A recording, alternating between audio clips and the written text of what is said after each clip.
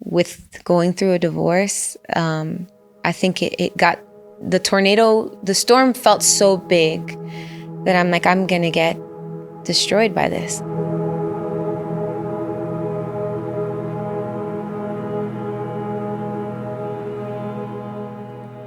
Like, I felt like a little girl again. It brought a lot of these emotions back.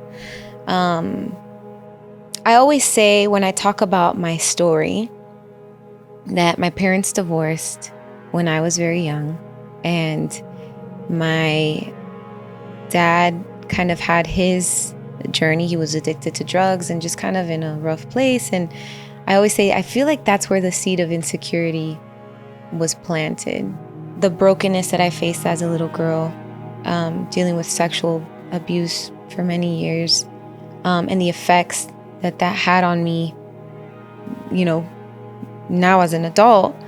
But there was so much brokenness there. And then I get into a marriage without healing, without counseling, without kind of facing these issues and expecting, because I love Jesus, that in my marriage is, I try to do things right, that it's just going to go away.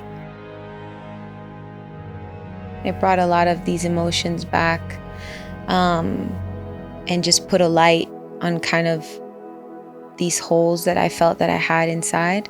So going through that process, number one, just in general as a woman, was very vulnerable and very scary.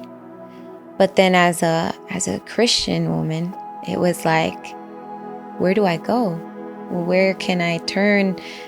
I already feel like I can't trust anyone. And then it's like, but how do you open up about something and talk through some of these things when you feel a lot of shame?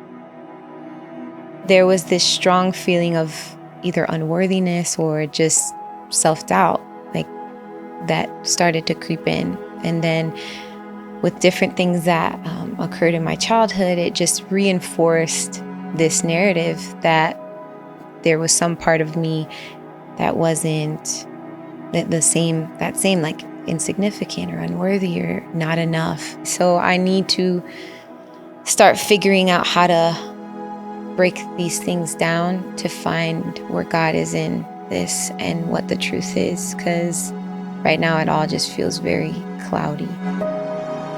I needed God to kind of guide me, and I'm like, this is gonna be a error. How do you say, like, when you try something out, trial and error, basically. I'm gonna do it. I've hit rock bottom.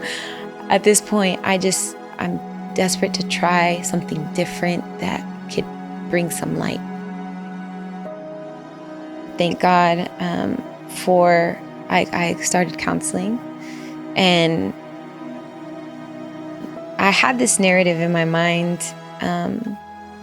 that counseling was a waste of money, or why would you talk to someone so that they can tell you what you want to hear. Even with my marriage, it was that, the storyline. My husband's parents were pastors, and it was like all he saw was counseling within the church community of people coming in and just issues, problems, things that were wrong. And he's like, there's nothing wrong to that extent. We don't need counseling, So there was already a negative kind of vibe when it came to doing counseling. But he did just that, because through my counselor, she was also a pastor, but just so wise and had not an open mind, but just was able to see things so clearly and protect me, but also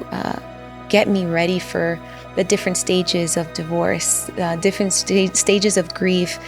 And that was life-changing for me, because I think I was able to find my voice again through that process.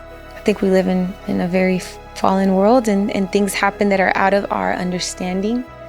But I do know that he uses it all. He uses it all. Like, there's not one tear that goes, there's not one broken moment prayer, whatever you think of in your most broken moments, that goes unseen by him, and he uses it all in some way for the good.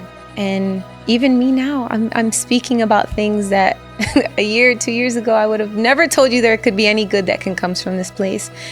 But there was so much good that came from such a painful place. So if you are a person that finds yourself in the middle of brokenness, of shame, of pain, of